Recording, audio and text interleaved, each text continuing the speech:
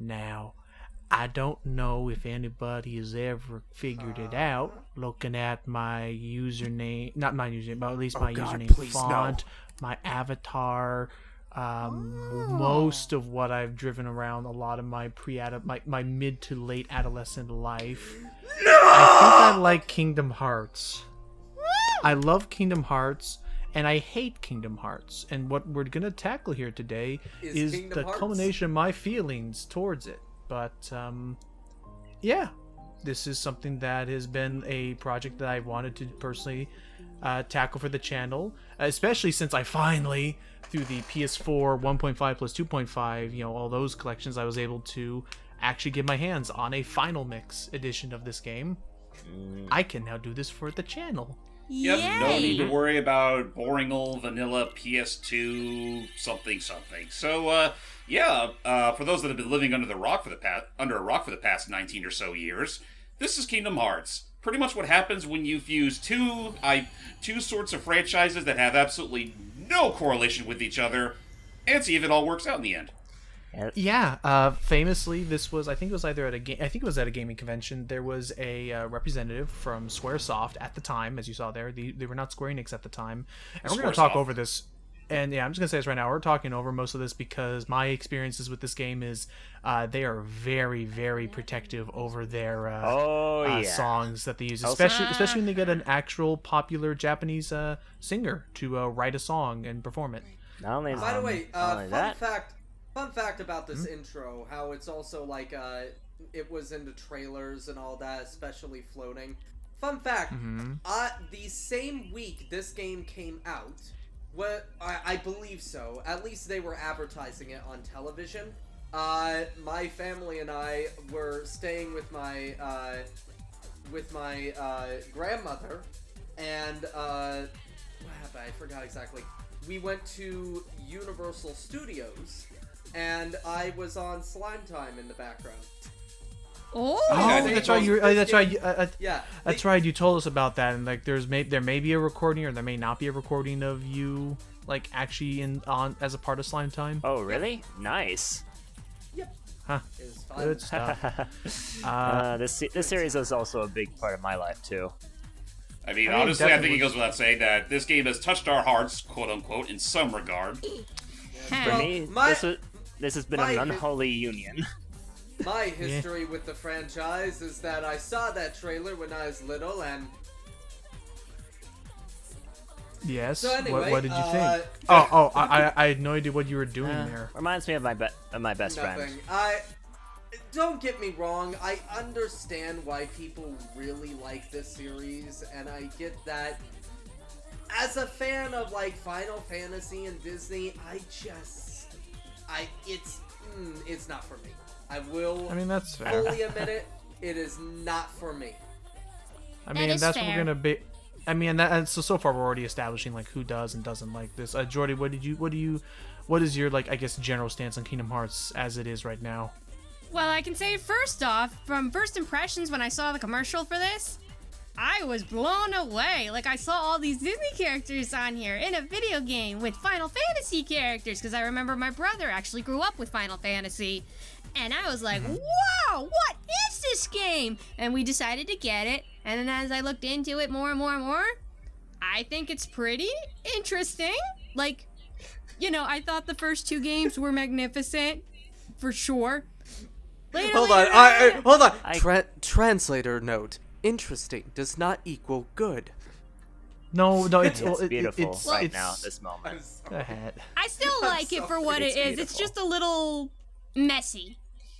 I'm sorry. I just wanted to do that one show. It's like, it was interesting, and it's like, so much to do, so little time.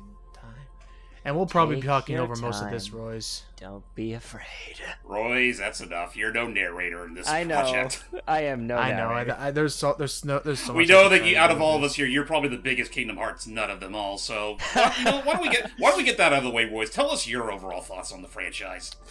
And actually, and we should quickly meter it out by saying that that's very interesting, given the fact that Royce typically despises Disney. This is kind of my filtering system, like a kidney. Uh-huh. But I guess this came around a time where my known hate for Disney did not develop into where it is now. Because it's and I was gonna say real quick in terms of mechanics, what I'm doing here is this game, and most games do, they give you a little bit of flexibility with what build you want to create for Sora here, the main character. So I'm gonna be taking the sword, which will already give me a little bit of the first one you choose determines which ability pool you'll have access to. So you get the same abilities throughout the game, but depending on which you take first determines in what order you get it. So like if I took the shield, I would get certain abilities before others, and since I took the sword, I'll get abilities in a certain tree depending on how far I level up. And then the second one I chose was me sacrificing either attack power, damage power, or magic, an extra magic bar. And you sacrificed the magic. Yeah, even though even though a lot of people do say you should keep magic because everything else can be leveled up to an extreme except for magic. There we go. So, as we're continuing through this whole dive to the heart, before I have hello, miscolored hair. I was about to say, Square, I do believe that I can't think of a time where Cinderella was considered a brunette. Granted, she rocks the look pretty well, but otherwise, yeah. Yeah. Oh my gosh, I never realized that. Yeah. Wow, they kind of misprinted. Shatter the whole thing. Honestly, we got to rebuild this stained glass from scratch. Honestly, do it not over. gonna lie, if you look, it kind of looks like they combined Cinderella and Belle. Kind of. A little. But it definitely is meant to be Cinderella given the... Okay, more of these guys. So Hello, Shadows. So then... Oh yeah, I should also know that saying we're recording at the time of this recording. We were recording on Matt's birthday. Happy Yeah. birthday, Matt. Thanks I for hope this you like present. your gift. I don't Yes, like I hope you like it.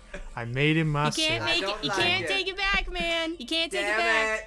No. Don't take We back apologize profusely. Hey, at least some people that are reasonable enough leave a receipt. I guess you're not one of those people. So anyway, I'm just messing with you. Well, so Wait since out. we already got a lot of everyone else's opinions so far, hype. What happened? I bet. Hey, you are. Shadows. What do you think of just the concept? I mean, you've seen either Jordy or I playing a lot of these. What has been your whole concept with Kingdom Hearts, or your receiving? How to put it? What do you make of it? Eh. That is also fine to have a neutral. I mean, okay, but I know you like Disney movies. Yeah. Okay. He likes Disney movies, but he don't like Disney manga stuff. To be fair, Disney mangas are weird. They are weird. I've read some of them. I forgot about the Disney manga. I have to look into There that. are lots of Disney mangas, and they are weird. Or heck, not even just manga, just stuff made from Japan in the first place. Like, have you guys heard about that recent mobile game that they're making, where apparently Mickey is a mascot for some sports team player? I didn't know about that. I wish I could remember the name of it, but I know it got some anime opening not that long ago. Oh my gosh, that's right. It was like a Mickey team and a Donald team. I remember that. And I used to think that crazy Halloween one was it a villain school thing was weird enough as it is. It was one of those things where it really made you realize, wow, Kingdom Hearts was not as far as this whole thing could go. Right, and I know what you're talking about, Royce. Yeah, that I learned from Slow Beef was there was at one point a dating sim visual novel style game where it was like Hogwarts, but each of the houses in this not Hogwarts were based on Disney villains. Look, guys, I know this seems really weird, but to also be fair, there's a fucking dating sim with Colonel Sanders. I have deleted all expectations of crazy now because the whole world is crazy. Let us be fair. Well, let's put it this way: if it's Japan making something, you should immediately throw away any expectations you have, because almost anything is possible. They're very loose about fiction there. Much more loose. Everything is crazy. Correct. So, before we completely dive right into the chaos, mind if I share an interesting little fun fact regarding the Kingdom Hearts stuff? Sure thing. So with the first Kingdom Hearts anyway, this was actually Square's third attempt at a, action platformer sort of game. Prior they did the likes of Thread of Fate for the PS1, and even beforehand, I think their first one, just after like Final Fantasy VII came out, and personally one of my favorite projects from them, Brave Fencer Musashi. Oh, that's right. That was another action. That's right. Okay, that's the other thing is that, this game is an action role playing game for anyone who's never seen it. It's not turn based. They did a full like 3D thing. What do you want? What I'm doing here is I'm basically choosing the median, the middle road. What these three options that I just chose, they take like an average of the three, and they determine how fast you're going to level up. So what's happening? So what will happen here is that if you choose all of the first ones, I believe you'll start at. Basically, think of it like a little sliding curve. What I chose is that I'm going to level up the exact same amount from start to finish. There are two other options. One where the first 40 levels are going to be a lot longer, like they'll take more experience points than usual, but then after level 41 onwards, you'll speed up. Hey, Aurora. That's what I did. And then the other option is... And the other option, which I did my first time playing through, was the first 40 level ups were quicker. It took less experience points, but then after 41, in the end game, it was a slog to level up. So I usually recommend just going straight down the median and have an average amount. I rewatched Endgame a couple days ago. Honestly, it was this panel that made me think a little bit that something just felt even more wrong. The Thorns definitely he picked it out right. You don't need to see all this, folks. Go ahead, James. No, I was just gonna say you don't need to see all that, folks. We've dealt with a few shadows already. Right, Yeah. I'm going to try and treat this game almost in a sense similar to how James treats, like, say, like Superstar Saga, where if I am like just moving around the area and I encounter enemies, then I'm probably gonna cut out most of those battles unless either A, I level up, or B, we're seeing a new enemy. That's also, good. Somebody is clicking away. Matt, are you playing Animal Crossing again? And the stairs. The stairs are beautiful. Hey! Steve is playing Scott Pilgrim. I saw his name pop up. Don't think I didn't see you, Steve.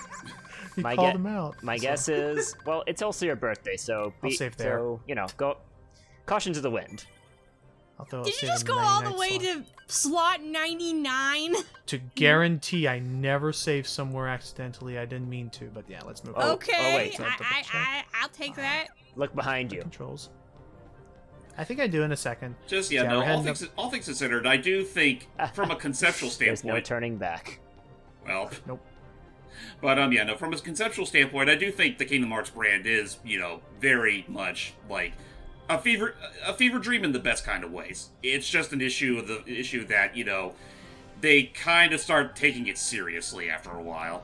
It's something where serious. I love this game, and that's why I'm able to say that currently the state of its plot and all what it's trying to do to just create something that's more and more like beyond the realms of like reasonable literature. It's just it's become beyond bloated and convoluted to understand. Like, it's become a joke. Like, its identity is how this is to novel. How to put it? It's like it's the same reason why people would say Shadow the Hedgehog's whole identity of that game is that it's just a teenager's idea of what edgy cool is. This is like a teenager's edgy.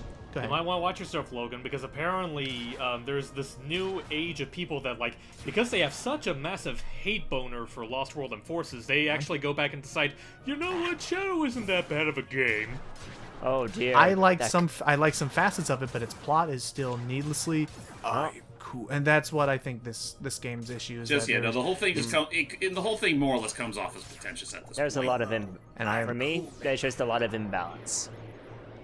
Not enough. But so other than that, not enough Square, too much Disney. Yeah. So other than that, what you're seeing here is this is the general. This is the general system of playing. Nice, did it. I think the opposite is true. There's way too much Square in the Not enough Final Fantasy. Oh, you know what? Okay, I didn't actually kill him yet, but I got... Okay, so this game, the way it handles is when most enemies die, they give you experience points, but there are certain actions you can do that give you what is called a tech point, which is basically like a free bonus experience point for, say, parrying an attack, or this is giving me tech points because I'm doing full combos on an alternative damage source. And it's its weak spot. Straight to the head. Or the eyes, Really? whichever you like to put it. But yeah, as far as Kingdom Hearts itself goes, this started off as famously some gaming convention. A representative for Squaresoft and a representative for Disney happened to be in an elevator at the same time and got to talking about, oh, what if we collaborated, with us two titans? Because this was just after Final Fantasy 10? 10, was it? Yeah. Yeah, 10 yeah, was just fresh. So it was like these two titans between gaming and film media and decided to work it out. And Lord knows I've seen stranger projects fail, so it's almost a miracle that this has come as far as it has. I wonder if it was also because they were a little jealous of Nintendo as well. It's literally Square's juggernaut at this point, like right up there with Final Fantasy. Agreed. Which made it very interesting for me to come into this series because whereas Jordy and Royce and potentially Matt had the Hi. Hello, Kyrie. since they had the additional Also, frame of reference. Hi, Haley. Oh yeah, Oh, yeah, Haley Haley Joel Joel Osment Osment is and Sora. Hayden Panettiere. I think And, Hayden Panettiere came along later. I do know that I forget exactly all the cast. I want to say Riku's been the same and Sora's been the same. Yeah, they've definitely been the same. Yep. Riku and Sora, Kyrie got replaced, unfortunately. What was your hometown like? Where you grew up? Also, this is Mickey, when, for better or this for is worse, when got Haley replaced. Joel Osment was still considered a child actor. Nothing at all. Yep. Well, yeah, this was like just a couple years. Not how many years was this after Sixth Sense? 3 good It was question. 2002. It was 2002, and Sixth Sense came out in. I think so. That came out in 1999. Yeah, 3 years. Okay, I was right. Hayden Panettiere did voice her first. Oh, okay, Right. okay. And someone else got it. But let's get on to the plot at hand. Is we follow the story of three children, Sora, Riku, and Kairi, on Destiny Islands. Don't ask how they got on this island, where they live and all that, because the game sure as hell. Well, No I questions, mean, damn go it. ahead. No questions. Well, okay. I mean, granted, I know Kingdom Hearts 2 made it clear that Destiny Islands is more of like a far off playground for these children. That's true, yeah. But yeah, it's one of those things where, they did do that. So I guess stay tuned for whenever eventually we do that one. But It's nice to see as this. far as what else we have going on here, this is going to be the start of our grand project with Kingdom Hearts Final Mix. Can you believe that we're already at the? Can you believe we're already almost at the end of the first part already? Oh yeah, with no. Final You're Mix- right. Like Yeah. one thing that Square intros tend to have in common, their intros tend to take a while. Which is why I'm Yeah, going to be too. very Wait for creative the whenever drop. we get to Kingdom Hearts 2. Well, Destiny we're on this Island. saddle for a while. I might be here, might not be here, but I plan to. No worries, and I plan to, be around. I'll do my best to Given keep the- myself restrained. Right, given the nature of the game and how, it jumps all over the place, I'm probably going to be pretty flexible with it, almost similar to how I was with Spider-Man. But, I mean, whoever's here, I'm happy to have along for the journey. So we have, again, these three Odd kids, one. and they want to... They're having a bad case of the Princess Jasmine's, and they want to go out and see the world for what it is. So that's why we're doing Adventure! supplies. As you would call it Princess Jasmine, Yeah! it makes the best sense. Huzzah. I'm going to call it a Peanut Butter Gamer and go adventure. Yeah. Adventure sounds great. You just need. Sam. Too bad it's not Gandalf busting on your door. Nope. It's just coming in unannounced. Boom, but he never shows up in it, so he's always very neat. Anyway, being a nerd. Oh, like we were talking about with the frame of references and stuff, they all had like Final Fantasy and stuff. I didn't. So except apart from Final Fantasy X, it's time to meet a wonderful little cast of characters, both familiar and strange to me when I was a boy. And the next episode is going to be great for me. Oh yeah, that'll be a Wow. fun time. You'll see. So In yeah, the next part. see you all next time. See y'all next Bye. time. Bye. Bye.